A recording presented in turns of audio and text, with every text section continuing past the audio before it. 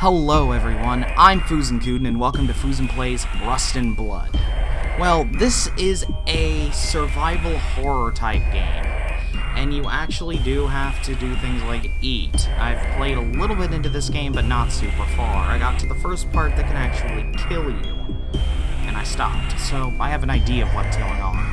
It does have a bit of a religious story to it at the beginning. You can skip that if you want. I don't care, I'm just gonna read it. I'm dying. That's a great way to start any game, isn't it? I always wanted to start a story by saying that. Sadly, it's true. I am indeed dying. I got cancer. It's too late to do anything, but it's other than painfully prolonging my life with medicine and radiation therapy. But I found hope in a place I did not expect. The tree of life hidden away in the Garden of Eden. It was an old friend of mine who told me that. Of course, I thought he was crazier than me at first. I can't say I've been a true faithful believer of God during any time in my life. Probably just the opposite, so when my friend told me it was the Garden of Eden, I just laughed at him. But a couple of days later, after another failed cure, I changed my mind and decided to hear him out. My friend was a priest and had been researching the Garden of Eden. The same garden Adam and Eve are said to have lived in. According to my friend, it was quite possible to breach the gates to the garden. Well, this sounds somewhat interesting. Breaching the gates of the garden, separating it from the outside world, defies God who condemned man to a life on earth. I'd like to remind everyone at this time that I am not a Christian, I am a pagan, and yeah. So, let's see here. So, where is this garden located, I asked, still not expecting any revelation to come from the question. That, my friend, is hard to properly explain, my friend said. Suffice to say, it will not be as easy as taking a taxi. It will take preparations to get there, he said. At this point, I was willing to try anything, so I said, I will do whatever it takes. And indeed, it was not easy. I took several weeks of preparation. Studied a bizarre ritual. I gathered all the various items needed for said ritual.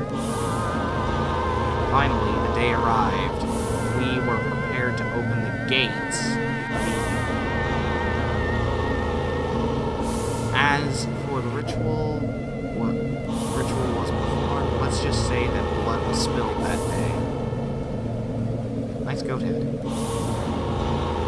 Either way, much to my surprise, the ritual did work. The moment my friend finished the ritual, my eyesight went dark. While I say that it worked, I'm not sure that it worked. Correct, the place I found myself in, I woke up, could hardly be considered a paradise, such as the Garden of Eden. It may even have been the total opposite, a hellish nightmare. Either way, it's not as if I had much of a choice. I had to find the tree of life. If it's not here, I'm already dead.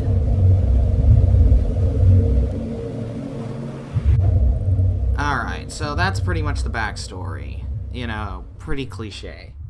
But I'll roll with it. I will roll with it.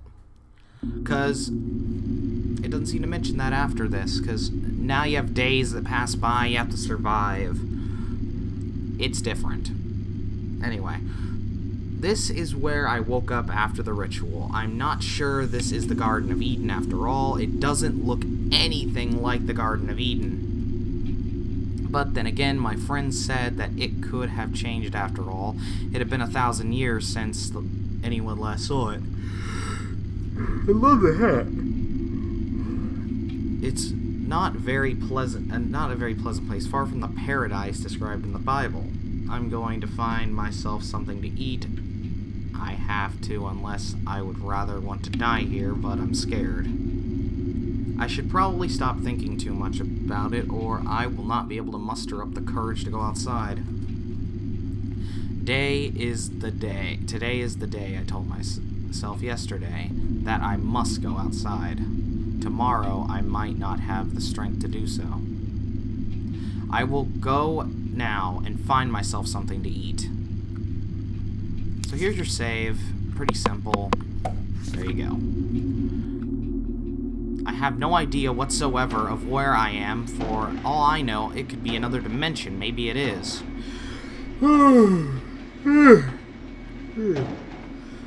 Caught me on my first cup of tea on this recording, folks. Sorry. I have no idea whether whatsoever. Oh, yeah. I doubt the sounds I've heard at night could possibly have been made by any creature I know. The heaving, the incoherent screaming, and the strange sounds, I am sure I have never heard them before anywhere else but here.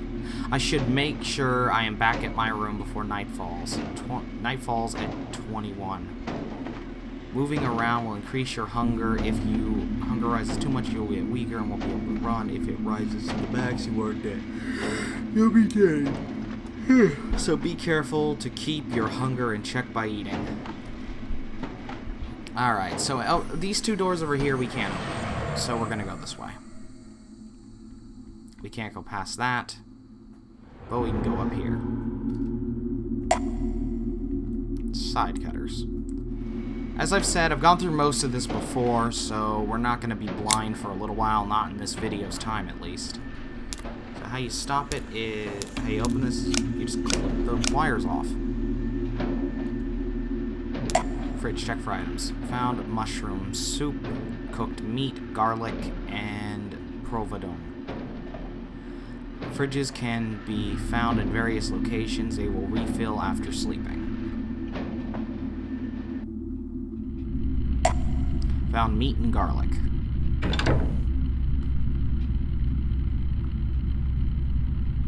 Okay, so now we go up here. I know there's something we're supposed to do here.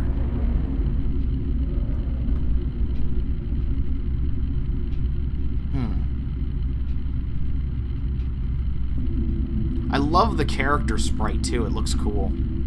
He looks like a little guy that's just like, hi, how are you?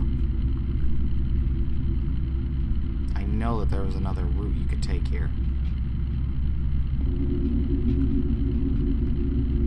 Maybe it wasn't this route. Wait, I think... No, the door can't be opened. Hold on. Yeah, maybe not this way. But we got some goods from it. Now I remember. You're supposed to go down this way. I am so stupid. This looks like a post-apocalyptic world. Cooked meat and mushrooms. I might actually have to eat here in a second. Yeah, we're already weak. You gotta manage food in this game. A fridge on the tracks. That's weird. I guess I shouldn't be surprised, though. Nothing makes sense here. Chicken fish for items, yes. Found garlic. Found garlic and parasite killer. Mushroom, garlic, and parasite killer. Yeah, that'll come into effect later. We'll read all about that later.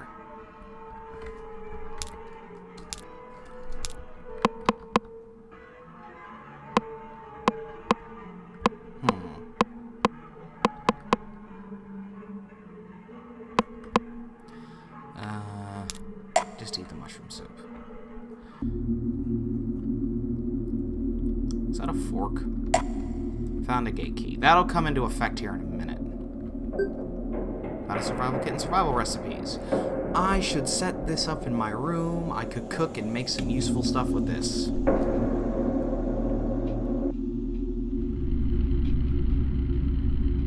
Oh yeah, it loops back around. But I don't think that was available before. Or I was just stupid and didn't go that way. So that's supposed to be the end of the first day. And indeed the clock says. I'll set up the survival kit I found earlier. Dun dun dun dun dun. read the tutorial on crafting. Sure, for all the people at home. You must have a recipe book to begin crafting. Once you have a recipe book, you can start crafting. I'll end the video after I read this all out. When the recipe book is selected, all possible items in the recipe book will be listed, and you will be able to craft them provided that you have the necessary ingredients. So a quick little look through, you can cook meat, that can help you. Meat soup, which is made with bouillon and meat. Pretty simple parasite killer that's used to fix mystery meat and turn it into real meat. You can also make a deluxe soup with garlic and meat. Make some parasite killer and that's pretty much crafting in a nutshell.